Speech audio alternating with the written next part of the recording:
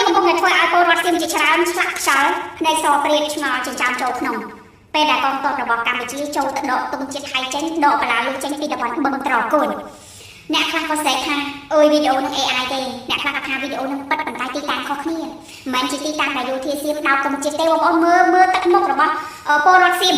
ដែលភ្ញាក់ផ្អើលជាមួយនឹងវីដេអូហ្នឹងណាដែលដំបូងឡើងនៅពេលដែលយោធាសៀមគេបោះអួតថាគេកាន់កាប់បានអីចឹងណាអូគេស្ទើរចេះអូគេរំភើបគេឲ្យមេដៃគេហូគេអីដល់ទៅពេលមកឃើញវីដេអូនេះបងប្អូនមើលทุกคนมาดูคลิปนี้ก่อนนะเดี๋ยวผมทานรายละเอียดให้ฟังนะเดี๋ยวไปดูคลิปก่อนครับមកទៅជាស្នាជើងតាមសោកភ្នែកហើយមិននឹកស្នាមិននឹកខាងណាក៏ខ្មែររបស់យើងអាចខ្លះណាអាចដេញយោធាសៀមចេញបានណាបងប្អូនធម្មតាទេអញ្ចឹងសៀមវាភ្ញាក់ផ្អើលខ្លាំងណាស់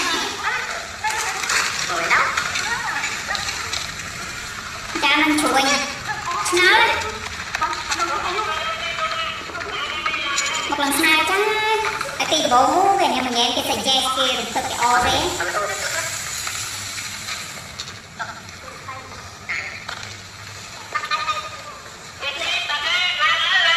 េทุกคนจากเพจมังกรซ่อนตัวเขาลงมาไว้นะเขาระบุข้อความดังนี้ว่า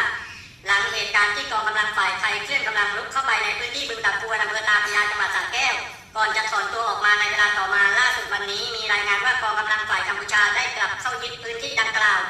ตามเดิมพร้อมปลดธงชาติไทยลงจากเสาและเปลี่ยนขึ้นเป็นธงชาติกัมพูชาแทนเพื่อแสดงการควบคุมพื้นที่ก็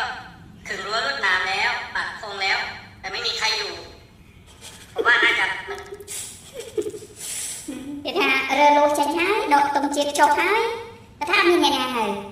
អត់មានតកសៀមនៅអញ្ចឹងเป็นพื้นที่โล่งนะแล้วได้ข่าวว่าจุดนี้มีการปักទីតាំងផ្សេងនេះហើយគាត់បញ្ជាក់ថាទីតាំងហ្នឹងដែលមានព័ត៌មានថារថក្រុងរបស់សៀមមួយគ្រឿងត្រូវបានកំទេចហើយតកសៀមម្នាក់ស្លាប់ហើយនឹងរបួសចិត្ត10នាក់នៅកន្លែងហ្នឹងហើយចេញរូបភាពវីដេអូមកប៉ុណ្ណឹងហើយវាថារូបភាពវីដេអូរូបភាពវីដេអូមិនពិតទេនេះបងប្អូនបើវាចោលជ្រុំចូលក្នុងរបៀបឆ្ងល់ណារបៀបតែងតែណាថា